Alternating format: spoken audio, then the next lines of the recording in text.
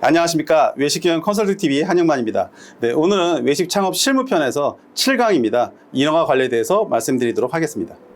네, 인허가 관리 보건증입니다. 네, 건강진단 결과서라고도 하고요. 그래서 어떤 분들은 뭐 굳이 이런 거 있어야 돼, 아시겠지만 이거 나중에 영업정지 먹을 수도 있습니다. 해서 사장님을 포함해서 매장에서 근무하는 모든 직원들이 다 이런 오픈하기 전에 보건증을 다 매장에다가 제출해서 매장에서 보관을 하고 계셔야 됩니다. 그래서 꼭 잊지 마시고 챙기셔야 되는 거고요. 이거는 1년에 한 번씩 꼭 계속 갱신을 하셔야 됩니다. 그래서 내가 건강상 이상이 없는지 요거를 확인하는 거기 때문에 특히나 우리가 뭐 코로나 겪으면서도 이런 거 되게 중요해졌지 않습니까? 그래서 요거는 꼭 챙기셔야 됩니다. 두 번째로는 이제 식품위생교육입니다. 뭐 창업하신 분들은 당연히 교육 받아야 되겠죠. 그래서 그런 식품 접객업들은 교육을 받아서 6시간 교육을 받습니다. 그래서 교육을 받아야 되는 거고요. 특히나 우리 외식과 관련된 거는 뭐 음식업 중앙회라든가 뭐 휴게 음식점 중앙회 이런 쪽에서 이런 교육들을 시행을 하고 있습니다. 그래서 그거 꼭 받으셔야 되는 거고요. 네, 세 번째로는 이제 사업 인허가에서 영업 신고 및 허가입니다. 그래서 보통 우리가 이제 외식업종은 이제 허가업종이 됩니다. 이제 주류 판매도 있기 때문에 그래서 그런 주세법이랑 관련된 것도 확인을 하셔야 될 거고 해서 이런 외식업은 식품 접객업이면서 근거 법령은 식품위생법이다. 라는 거를 인지하고 계시면 될 것 같습니다. 그 다음에 영업 신고는 여러 가지 이제 종류별로 여기 뭐 나오고 있는데요. 그래서 우리가 필요한 것만 말씀을 드리게 되면은 일단 영업 신고 및 허가 음식점에 대해서는 첫 번째 영업 신고 신청서, 그 다음에 위생교육 수료증, 그다음에 보건증, 임대차 계약 사본, 신분증을 가지고서 이제 이런 영업 허가를 신고하시면 될 것 같고요. 그 다음에 필요에 따라서는 이제 사이즈가 20평 이상인 경우, 그 다음에 뭐 지상으로부터 뭐 110m, 33평 이상인 경우에는 이런 소방 완비 증명서도 보완을 하셔야 됩니다. 그 다음에 LPG 사용할 경우에는 액화석유가스 사용 검사 필증, 그 다음에 수질 검사. 특히나 이제 LPG 같은 경우에는 보통 모든 시설을 공사를 다 마치고서 이 필증을 가스 필증을 받고 나서 영업을 해야 되고 가스가 그때부터 공급이 됩니다. 근데 이거를 제대로 일정을 못 맞추고 인테리어 업체들도 이런 걸 못하는 경우도 있어요. 그래서 체크 못하면 나는 원래 뭐 1일 날 오픈하기로 했는데 이것 때문에 뭐 일주일이 늘어지는 경우도 있습니다. 그래서 요거는 꼭 챙기셔야 합니다. 그 다음에 보시는 것처럼 영업 신고 절차에 대해서 이렇게 다이어그램으로 만들어 놨어요. 그래서 신고 업종에 따라서 서류 준비하고 창업 신청하고 영업 신고한다라는 거. 그래서 관청을 경유해서 세무서까지 가시면 될 것 같고요. 그다음에 등록 업종에 따라서도 서류가 달라진다라는 거 확인하시면 좋을 것 같고요. 네, 사업자 유형입니다. 특히나 요즘에 이제 좀 영세하게 좀 작게 사업하시는 분들은 간이가세를 막 선호한다고 하시는데요. 이게 이제 작년부터인가 바뀌었죠. 그래서 연 매출 합계가 8천만 원 이상이면은 일반 과세자로 가셔야 되고요.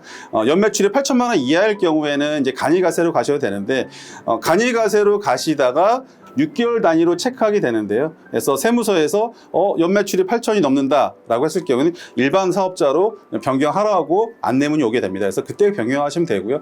굳이 뭐 연락 오기 전까지는 굳이 먼저 나서서 변경하지 않으셔도 될 것 같습니다. 그래서 일반 과세자와 간이 과세자는 연 매출에 따라서 구분이 된다. 그다음에 또 차이는 일반 과세자는 이제 부가세를 받으면서 계산서를 발행하기 때문에 그 안에 이제 부가세를 납부한다는 거고 간이가세는 이제 면세가 된다는 거죠. 그거 내용을 정확하게 아시면 좋을 것 같습니다. 다음은 사업자 등록 신청입니다. 이제 사업자 등록 신청할 적에도 필요한 서류들이 있겠죠. 그래서 사업자 등록 신청서, 그다음에 임대차 계약 사본, 그다음에 영업 허가증을 들고서 가는 거고 혹시나 뭐 지인이나 친구나 뭐 아는 분끼리 동업했을 경우에는 동업 계약서까지 첨부하셔야 됩니다. 이거를 들고서 이제 사업자 등록을 하시면 될 것 같습니다. 그래서 사업자 등록 발급 절차를 보게 되면 사업자 등록을 신청을 하고 이제 관할 세무서에서 서류를 제출하고 거기서 이제 심의를 거쳐서 사업자 등록증 교부가 되는 거고 최근에는 뭐 아시다시피 저희는 대한민국 IT 강국 아닙니까? 그래서 홈택스라고 해가지고서 거기서 다 신청하고 출력까지 할 수 있습니다. 그래서 그런 것들을 좀 연세 드신 분들도 그게 어렵지 않거든요. 그래서 하셔서 굳이 막 세무서까지 가시는 일이 없도록 하시는 것도 하나의 방법일 것 같습니다. 네, 다음은 이제 확정일자 신청입니다. 이거는 보통 우리가 집 전세나 이런 거나 월세나 이런 거 마찬가지처럼 임대차 계약이 있어서 확정일자는 꼭 받으시면 좋습니다. 아시겠지만 확정일자 받아놓게 되면은 내가 보증금을 내가 보호를 받을 수 있지 않습니까? 그다음에 상가 임대차 보호법에 따라서 보호를 받을 수 있기 때문에 이런 것들은 꼭 확정일자 받으셔서 하면 되는데, 어떤 분들은 집도 아닌데 확정일자 받아야 돼? 예, 하셔야 됩니다. 나중에 혹시라도 무슨 일이 있으면 모르니까요. 다음은 영업자 지위 승계입니다. 이미 우리가 보통 사업자를 내게 되면은 내가 새로 신규로 오픈하게 되면은 새로 이제 이런 허가를 받아서 하게 되는 경우도 있는데요. 기존의 매장을 우리가 권리주금을 주고서 인수하거나 아니면 그냥 명의를 바꾸는 경우가 있겠죠. 그래서 그때는 그냥 영업자 지위 승계라고 말씀하시면 됩니다. 그러면 가서 주인만, 대표자만 변경이 되는 거기 때문에 지금 여기 나오는 요 서류들을 가지고서 가게 되면은 바로 영업지위 승계 신고를 하고 양도 양수 계약서, 영업신고증 원본, 임대차 계약서, 위생교육 수료증, 그다음에 보건증을 가지고서 제출하시면은 바로 인수인계를 받으실 수가 있습니다. 여기서 좀 중요한 게 왜 그러냐면은 좀 복잡한 주상복합이라든지 약간 그런 지자체에서 까다로운 지역에 어렵게 허가를 받은 그런 매장들이 있어요. 근데 이거를 다시 처음부터 한다 그러면 소방법부터 해서 복잡해질 수가 있기 때문에 기존 거를 그냥 양도 양수하시는 게 그런 법적이나 행정적인 절차에서 유리하기 때문에 이것도 한 번쯤 고민해 보시는 것도 나쁘지 않습니다. 그다음에 인허가 관리에 있어서 음식문 오픈 행정 절차입니다. 그래서 전체적으로 한번 쭉 정리해 놨으니까요. 요거는 요대로 진행하시면 될 것 같습니다. 그래서 첫 번째 영업신고 지역을 확인해서 구청이나 군청, 지자체 확인을 하시면 될 것 같고요.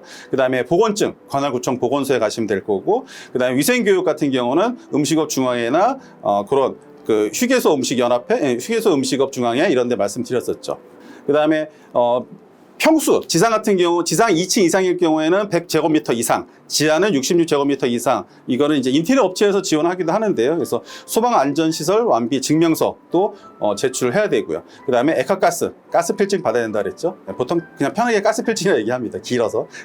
그 다음에 수질검사, 요거는 이제 만약에 우리가 지하수를 사용하는 경우일 경우에는 이렇게 수질검사 성적서를 같이 제출해야 합니다.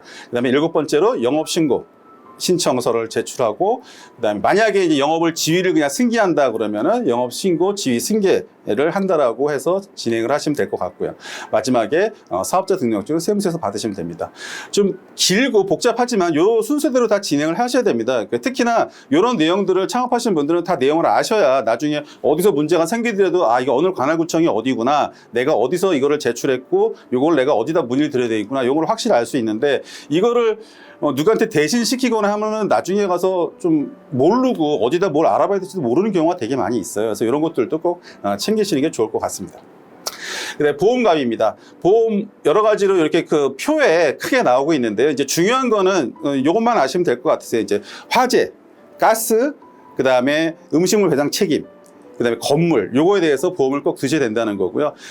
보통 이제 서울 외곽이나 이런 데 가등형 그런 매장들이 있어요. 이제 그런 데 같은 경우는 주차장 보험도 있습니다. 그래서 주차장에서 이렇게 접촉사고가 나거나 아니면 주차장에서 뭔가 문제가 생겼을 경우에 보험을 들지 않으면은 보통 업주가 다 물어야 되거든요. 그래서 그런 주차장 보험까지 있다라는 걸 다 확인하시고 보험을 가입하시면 좋을 것 같습니다. 또 하나 팁을 드리자면은 보험사에서는 일부러 요거를 이제 보통 일반적인 소진형이 있고, 그 다음에 나중에 환급형이 있어요. 그래서 원래가 보험료가 1년간 한 100만 원이 나오는데 나중에 환급 받으면 좋습니다, 이렇게 해서 200만 원짜리 들어라, 300만 원짜리 들어라, 이런 경우가 있는데요. 굳이 그럴 필요 없고요. 저는 권장드리는 거는 그냥 소진형, 우리 자동차 보험처럼 1년에 얼마에서 한 번 일시납으로 해서 그냥 소진 형태로 가시는 게 훨씬 더 싸고 유리하다라는 걸 말씀드리는 겁니다. 네, 오늘은 인허가 관리에 대해서 말씀드렸습니다. 인허가 관리 다소 복잡하고 귀찮을 수도 있겠지만요, 어쩔 수 없습니다. 사업은 사업하는 순간부터는 또 법이랑 관련된 것도 있고 행정적인 것도 있고 여러 가지 노동법 관련 또 세무 관련 여러 가지 일들이 있기 때문에 귀찮더라도 다 하셔야 되는 걸 잊지 마시고요. 잘 진행하시고 오픈하는 데 지장 없도록 준비하시기 바랍니다. 네, 수고하셨습니다.